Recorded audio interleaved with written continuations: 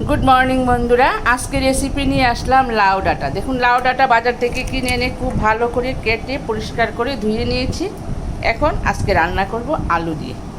আলু দিয়ে কিভাবে একটা দারুণ নিরামিষ রান্না করা যায় আমি আজকে আপনাদের সঙ্গে শেয়ার করব। এবার আলুগুলিকে ছুলিয়ে ফেটিয়ে দিচ্ছি, তারপরে রান্নাটা করব। এখন তেলটা দিয়ে দিলাম। খুব সহজ পদ্ধতিতে খুব টেস্টি একটি রান্না। ফুরনে থাকছে কাঁচা লঙ্কা, আর থাকবে এখানে কালো জিরে আর মেথি। এখানে মশলা থাকবে জিরের গুঁড়ো, ধনিয়ার গুঁড়ো আর হলুদ। খুব সহজ পদ্ধতিতে খুব তাড়াতাড়ি একটি রান্না। এখন একটু কষিয়ে নেব।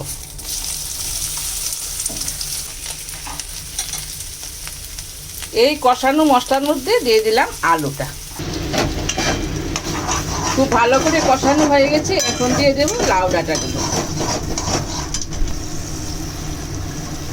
একদম পাতা টাটা সহ দিয়ে দিলাম। এবার অল্প একটু জল দিয়ে দেব।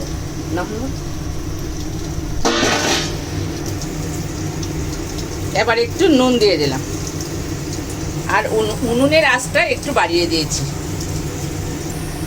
এখন একটু ঢেকে দেব, 5 মিনিট ঢেকে রাখবো।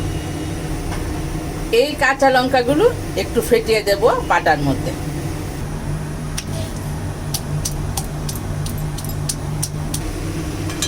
একটু ঢেকে দেওয়াতে সুন্দর করে মজে গেছে।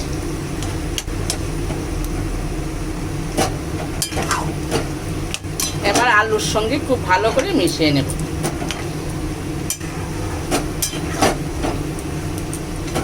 আশা করি বন্ধুরা ভালো লাগে। যদি তোমাদের ভালো লাগে তাহলে একটা লাইক, একটা সাবস্ক্রাইব দিয়ে অবশ্যই পাশে থাকবে।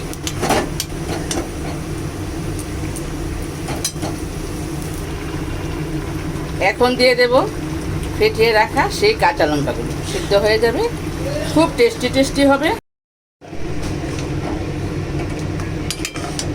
কমপ্লিট হয়ে গেছে রান্নাটা। এবার ধনিয়া পাতা দিয়ে নামিয়ে নেব।